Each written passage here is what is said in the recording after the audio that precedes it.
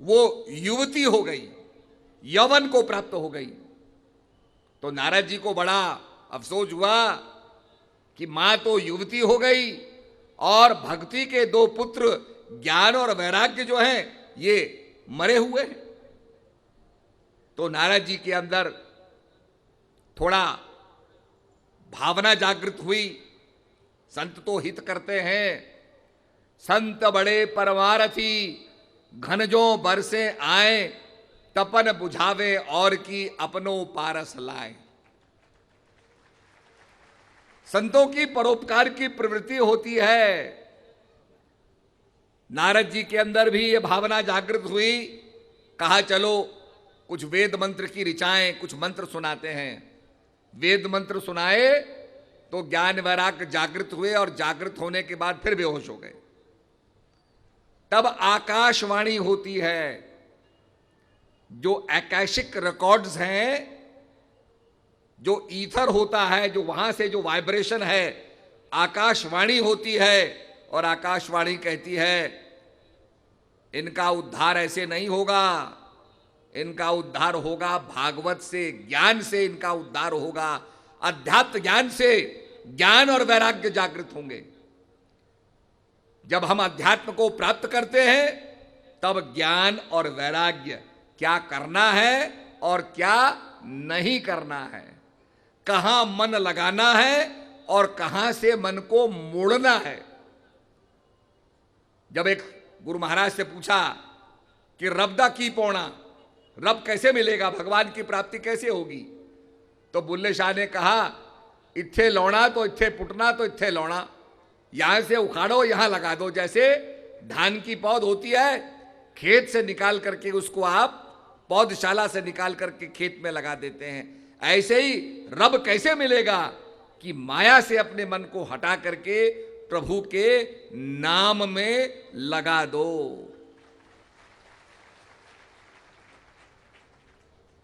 बड़े संतों ने कहा नामदेव जी से कि नाम जी आप तो भगवान विट्ठल से बातें करते हैं, वार्तालाप करते हैं और मिलते रहते हैं, पर आप ज्ञान को नहीं जानते। तो लोगों ने आग्रह किया कि भाई विट्ठल से ही पूछना, भगवान से ही पूछना। तो नामदेव ने विट्ठल से पूछा कि भाई बड़े बड़े संत मुझसे कहते हैं ज्ञान को जानो, मुझे ज्ञान की क्या आवश्यकता है, प्रभु मैं तो आपसे वार्तालाप करता हूं। तो भगवान ने बड़े प्रेम से समझाया, कहा देखो नामदेव, तुम मुझसे बात करने आते हो तो कहां आते हो। कहा प्रभु मैं आपके पंढरपुर आता हूं, आपके मंदिर में आता हूं आपसे बात करने के लिए। तो भगवान कहने लगे जब तुम्हें ज्ञान हो जाएगा तो जहां भी तुम हो मुझसे बात कर सकते हो, तुम्हें आने जाने की जरूरत नहीं पड़ेगी। और वास्तव में देखा जाए, अभी आप देखिए ये संस्कार टेलीविजन के जरिए, सैटेलाइट के जरिए पूरा ब्रॉडकास्ट हो रहा है, और ये तरंगे जो हैं टेलीविजन की, ये पूरी वायुमंडल में हैं, ओमनी प्रेजेंट हैं, व्यापक हैं, पर हम आंखों से देख नहीं रहे हैं। हमारे सामने टेलीविजन का उपकरण होगा, टेलीविजन को ऑन करेंगे, इंस्ट्रूमेंट होगा तो हम सब कुछ देख सकते हैं। ऐसे ही ज्ञान भी इंस्ट्रूमेंट है। अगर आपको ज्ञान प्राप्त हो जाएगा तो जो व्यापक है वह आपके सामने साकार हो जाएगा। जो हाइड्रोजन और ऑक्सीजन व्यापक है वो प्रेसिपिटेट होकर के आपस में मिल करके जल की बूंदों के रूप में आपकी प्यास बुझाने को प्रकट हो जाएगी। तो ये हमारा मानना है और भारत को एक बड़ी भूमिका निभानी है। ये हम सब की कामना है कि भारत विश्व गुरु बने। आज बड़े बड़े हमने कॉलेज बना दिए, यूनिवर्सिटीज बना दी, डॉक्टर बन रहे हैं, साइंटिस्ट बन रहे हैं, पर हमारे यूनिवर्सिटीज के अंदर अध्यात्म का ज्ञान नहीं है, जिसके कारण आज हम विवेकानंद नहीं बना पा रहे हैं, शिवाजी नहीं बना पा रहे हैं, झांसी की रानी पैदा नहीं कर पा रहे हैं। जब हमारी शिक्षा के अंदर अध्यात्म का ज्ञान होगा तब हमारा देश जो है वो विश्व का गुरु बनेगा। भारत को विश्व गुरु बनाने के लिए हमें अध्यात्म ज्ञान का प्रचार करना होगा। और मेरा मानना है, हम तो भारत माता की जय बोलते ही हैं, भारतवासी तो भारत माता की जय बोलते हैं, परंतु अब सारी दुनिया जो भारत का अध्यात्म का ज्ञान है, जब उसकी सारी दुनिया में प्रचार होगा तो सारी दुनिया भारत माता की जय बोलेगी। तो आइए, इस अध्यात्म का प्रचार प्रसार हमें करना चाहिए ताकि आम जनता इससे लाभान्वित हो और ये जो मनुष्य की संकीर्णता है, ये संकीर्णता समाप्त हो। अर्जुन के अंदर कितनी शंकाएं थी, मैं युद्ध करूंगा तो लोग मारे जाएंगे, वर्ण संकर पैदा होगा, युद्ध करना श्रेयकर नहीं है। भगवान ने उसको ज्ञान दिया। ज्ञान प्राप्त करने के बाद वो अर्जुन खड़ा हो जाता है, कहता है नष्टो मोह स्मृति लब्धा, हे प्रभु मेरा अंधकार नष्ट हो गया है। अंधकार क्या होता है? It is absence of light. Darkness जो है, अंधकार जो है, वो रोशनी का ना होना है। अभी बिजली चली जाए तो आप मुझे देख नहीं सकोगे, मैं आपको देख नहीं सकूंगा। हम एक दूसरे को देख पा रहे हैं बिकॉज देयर इज लाइट। ऐसे ही जो भगवान का अनुभव होता है वो लाइट डिवाइन से होता है, स्पिरिचुअल लाइट से होता है। अगर स्पिरिचुअल लाइट नहीं है तो आपको कुछ भी अनुभव नहीं होगा। तो हमारे संतों ने उस नूरे इलाही का अनुभव प्राप्त किया है और उसके लिए हमें चाहिए विवेक, ज्ञान। एक दफे हजरत मूसा खुदा के पास गए, भगवान के पास गए, तो उन्होंने कहा कि भाई आप अगर हम पर नाराज हो तो मेरी आपसे प्रार्थना है कि आप हमको सजा देना, पर हमारी बुद्धि मत लेना, विवेक मत खत्म करना हमारा। तो अल्लाह ने कहा कि जब हम गुस्से में होते हैं और किसी को सजा देते हैं तो सबसे पहले उसका विवेक ही लेते हैं, उसकी बुद्धि लेते हैं। विनाश काले विपरीत बुद्धि, उसकी बुद्धि हरते हैं हम सबसे पहले, फिर तो काम अपने आप हो जाता है। तो जिसकी बुद्धि हर जाए, जिसकी विवेक ना हो, वो खुद ही गड्ढे के रास्ते पर चलने लग जाता है। तो इसलिए अध्यात्म जो है हमें सिखाता है, ज्ञान की बातें सिखाता है, सहिष्णुता सिखाता है। और ये जो झगड़े हैं, इन झगड़ों से ऊपर उठ करके अमृत की कामना। आज तो हर आदमी जो है धीरे धीरे देखा हमारे अंदर सेल्स डिके कर रहे हैं, कोशिकाएं जल रही हैं, हम ऑक्सीजन लेते हैं, कार्बन डाइऑक्साइड छोड़ते हैं। विज्ञान कहता है carbon plus oxygen equals to CO2, carbon dioxide अपान वायु फेंक रहे हैं और इससे हमारी कोशिकाएं जल रही हैं, इसी से हमारे शरीर के अंदर गर्मी है। तो आदमी तो मर रहा है, डिके कर रहा है। इसमें जो अमरता का ज्ञान है वो है अध्यात्म, जो कभी मरता नहीं है। इसलिए अध्यात्म को पहचानिए।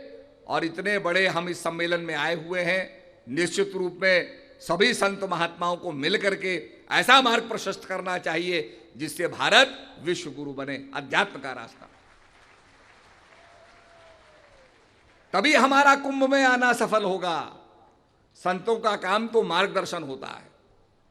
अभी मैं पत्रकारों को बता रहा था, आपने देखा होगा पानी होता है, गंदा पानी होता है, पानी से कितनी बीमारियां पैदा हो रही हैं। जापान में एल्कलाइन वाटर की टेक्नोलॉजी है। वो लोग एल्कलाइन वाटर से कैंसर को भी रिवर्स कर देते हैं, डायबिटीज को रिवर्स कर देते हैं। ये टेक्नोलॉजी हमारे देश में भी आनी चाहिए। कुछ समय हमने पहले किन्वा की बात कही थी कि भाई किन्वा का भारत में प्रचार प्रसार होना चाहिए। अभी हम हिमाचल प्रदेश में गए, वहाँ के गवर्नर से मिले, उन्होंने कहा आप इस लाइए। और जो 5000 साल पहले जो इनका राजा किन्वा का भोजन करते थे, अब इसको हम भारत के अंदर उगाएंगे। जो किन्वा एंडीज में उगाया जाता था अब हिमालय में उगाया जाएगा और भारत प्रोटीन क्रांति में आगे बढ़ेगा। तो ये नई टेक्नोलॉजी का समावेश भारत के अंदर हो रहा है, नई चीजें आ रही हैं और नई चीजों को अडॉप्ट करते हुए हमें संस्कारित होते हुए, ये नहीं कि अपने संस्कारों को छोड़ दें, माता पिता की सेवा को छोड़ दें। माता पिता की हमें आज राम के जीवन से सबसे बड़ी प्रेरणा क्या मिलती है कि राम ने माता पिता की आज्ञा मानी और मान करके राजा राजगद्दी को भी तिलांजलि दे दी। तो ऐसे ही बच्चों को भी चाहिए कि माता पिता की आज्ञा माने और माता पिता का जो संकल्प होता है, माता पिता का जो एक बच्चे के लिए जो आदर्श होता है उस पर चलें और माता पिता की सेवा करें। माता पिता का आशीर्वाद जो होता है वो बहुत बड़ा होता है एक व्यक्ति के लिए। तो इसीलिए इसी संदेश के साथ निश्चित रूप में यहाँ से ज्ञान प्राप्त करके अमरता का संदेश लेते हुए और अध्यात्म का ज्ञान प्राप्त करते हुए आप जाएंगे और निश्चित रूप में भारत के कोने कोने में कहा है, दीप से दीप जलाते चलो, प्रेम की गंगा बहाते चलो।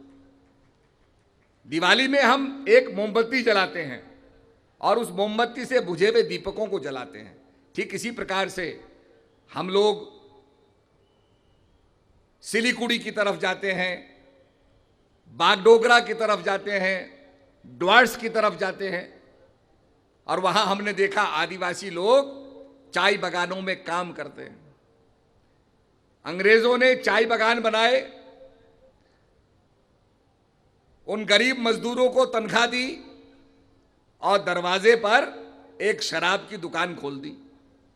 वो बेचारे तनख्वाह लेके आते थे, शराब पीते थे, पैसा खत्म, घर में मारा पीटी करो, बच्चों को पढ़ाओ मत और घर में भूखमरी रहती थी। जब से उनको ज्ञान हुआ है उनका जीवन बदल गया। आज उनके बच्चे अच्छी शिक्षा पा रहे हैं। तो वास्तव में देखा जाए तो भारत के आजाद होने के बाद भी उनको आजादी नहीं मिली थी। आज जब उनको अध्यात्म ज्ञान प्राप्त हुआ तो उनको असली आजादी प्राप्त हुई है। तो जीवन को बदलने की शक्ति इस ज्ञान में है, रूपांतरण करने की शक्ति ज्ञान में है। अर्जुन के जीवन को बदल दिया। तो आज उसी ज्ञान को हम प्राप्त करें और इतने संत महात्मा सारे गुजरात में, महाराष्ट्र में, पूरे देश में प्रचार कर रहे हैं। तो निश्चित रूप में श्रद्धावान लभ्यते ज्ञानम, जिसके अंदर श्रद्धा होती है, तर्क नहीं, श्रद्धा, श्रद्धा से जाकर के विनम्र भाव से, क्योंकि भाई किसान क्या करता है, सबसे पहले जमीन को जोतता है, कल्टीवेट करता है, फर्टाइल बनाता है, उसके सॉइल को उल्ट पलट करता है, पानी लगाता है, फिर उसमें बीज बोता है। ऐसे ही सबसे पहले सत्संग सुन करके हम उसके फर्टाइल जमीन को फर्टाइल बनाते, उपजाऊ बनाते हैं, ताकि उसके अंदर जब प्रभु का नाम बोया जाए, उसका बीज बोया जाए, तो वो पल्लवित हो सके, खिल सके। तो इसलिए सत्संग सुन करके, और बड़े भाग्य पाइए सत्संगा, बड़े भाग्य से सत्संग की प्राप्ति होती है और सत्संग की प्राप्ति करके ज्ञान को प्राप्त करके अपने जीवन का कल्याण करें। ये कुंभ बार बार याद दिलाता है, 12 साल बाद फिर आएगा, फिर याद दिलाएगा, अमरता को प्राप्त करो। तुम संसार में आए हो, ये मरना जीना तो लगा हुआ है, पर अगर एक जीवन हम गुरु महाराज की भेंट कर दे तो हम अमरता को प्राप्त कर लेंगे। तो उस अमरता की याद दिलाने के लिए, बाकी संसार में सब कुछ नश्वर है, एवरीथिंग डिकेज, हर चीज की आयु होती है। लकड़ी है उसकी भी आयु होती है, दवाई है उसकी भी आयु होती है, रेडियो एक्टिव सब्सटेंस है उसकी भी हाफ लाइफ होती है, उसकी भी आयु होती है, हर चीज की आयु है। जो संसार में आया है वो जाएगा, आए हैं सो जाएंगे। राजा रंक फकीर, एक सिंहासन पड़ चला, एक बांधा जाए जंजीर। ये सब कुछ डिके हो रहा है। इसमें जो ना बदलने वाली चीज है, आपने देखा होगा सारे प्लैनेट्स रिवॉल्व करते हैं, घूमते हैं, पर जिस सूरज के चारों तरफ घूमते हैं वो सूर्य अपने आप में नहीं घूमता, वो स्टेशनरी है। ये पंखे चल रहे हैं, ब्लेड घूम रही है, मोटर घूम रही है, पर जिस डंडे से लटका हुआ है वो डंडा नहीं घूमता। ऐसे ही जितने चेंजेस हो रहे हैं ये शरीर में हो रहे हैं, और आत्मा अजर अमर और अविनाशी है, और उसका ज्ञान भी राज विद्या का ज्ञान है, अविनाशी ज्ञान है। तो ज्ञान को प्राप्त करके अमृतत्व का रहस्य हम प्राप्त करें। इन्हीं शब्दों के साथ सबको मेरा दुआ आशीर्वाद। हरिओम तत्सत।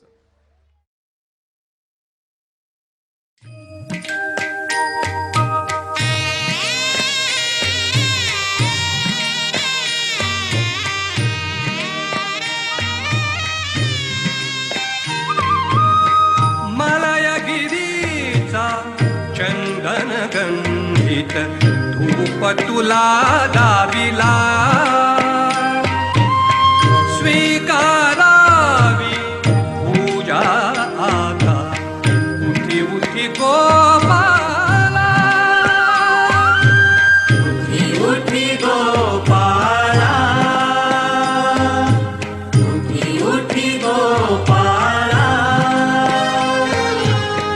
रांगोळ्यानी सडे सजविले, रांगोळ्यानी सडे सजविले, रांगोळ्यानी सडे सजविले। रस्त्या रस्त्यातून सान पाऊली वाजती पैंजण, सान पाऊली वाजती पैंजण, छुनू छुनू छुन छुन। कुठे मंदिरी ऐकू येते, कुठे मंदिरी ऐकू येते, टाळांची किणकिण। निसर्ग मानव तुझ्या स्वागता, निसर्ग मानव तुझ्या स्वागता, असा सिद्ध झाला। स्वीकारावी पूजा आता उठी उठी गोपाला, उठी उठी गोपाला, उठी उठी गोपाला।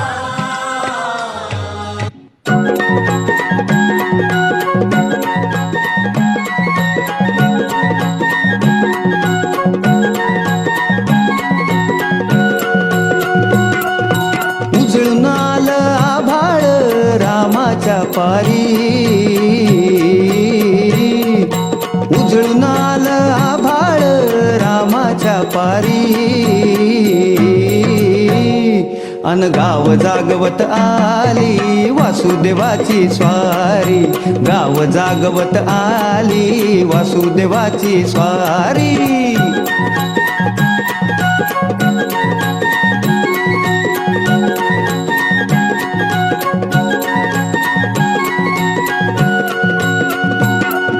सुरव्या संग ईर्षा धरतोय अंधार गा अंधार, हा। उजेड केला घेतो म्हणून बेजार गा बेजार, बापाच्या मोर पुण्याई पडती या भारी, अन गाव जागवत आली वासुदेवाची स्वारी, गाव जागवित आली वासुदेवाची स्वारी।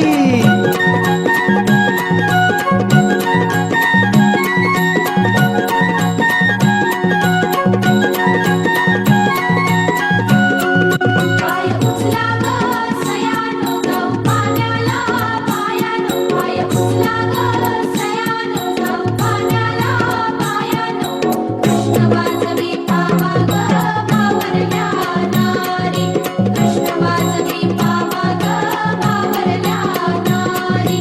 अन गाव जागवत आली वासुदेवाची स्वारी, गाव जागवित आली वासुदेवाची स्वारी।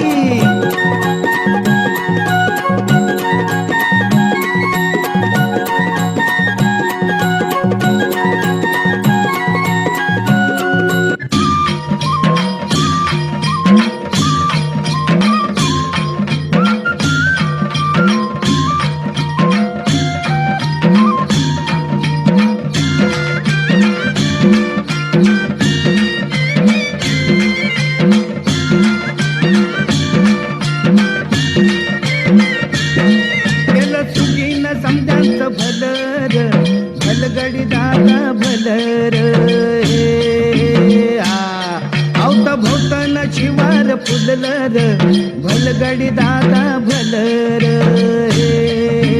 हा केलं सुगीन समजाचं भलर भलगडी दादा भलर भवता भवतान शिवार फुललर भलगडी दादा भलर आई तुझ्या भवानीच्या नावानं उधे, उधे.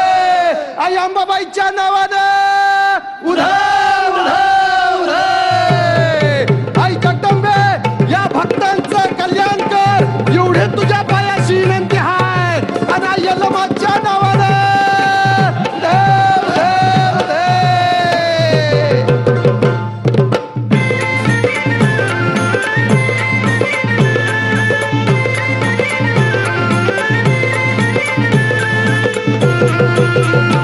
अनादि निर्गुण प्रगटली भवानी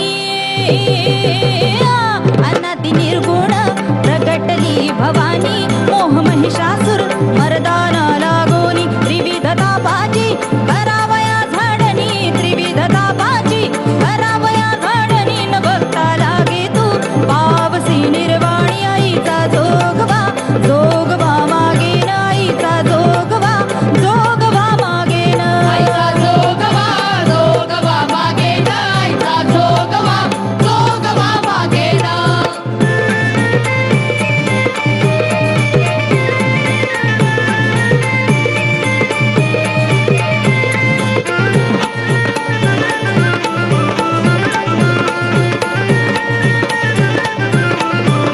दैत्य सारुनी माळ मी घालीन हाती बोधाचा झेंडा मी घेईन बेदरहित वारीसी जाईन बेदरहित वारीसी जाईन आईचा जोगवा मागेन आईचा जोगवा मागेन आईचा जोगवा मागेन आईचा जोगवा मागेन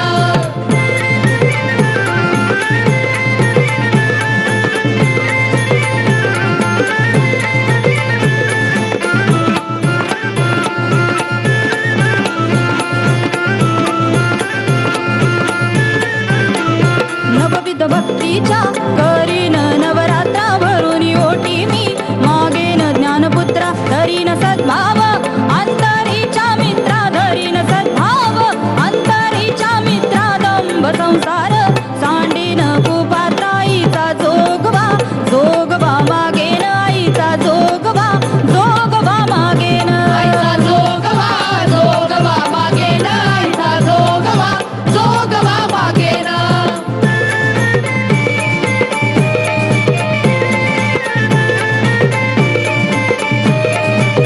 आईचा जोगवा मागेन आईचा जोगवा मागेन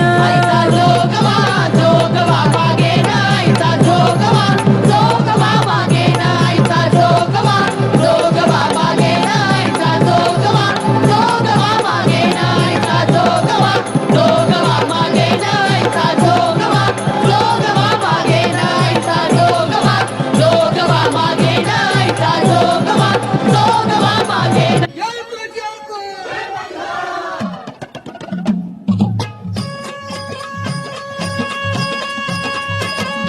जेजुरीच्या खंडेराया नागराला या ओ आईच्या तू गणराया राधराला या अहो पसरणीच्या भैरी जेव्हा जागराला या जेजुरी गडा वाजतो गाणा गुण धरती ही पालिकाण गड जेजुरी आली गड रूप दामून बाबू केली स्वारी देवाची एडी झाली अव बानुबाईचं येड लागलं मल्हारी देव मल्हारी अव इकडून गेलाय पुणे झाडाला भंडारी देव भंडारी अव गळा घालतो भंडारी देव मल्हारी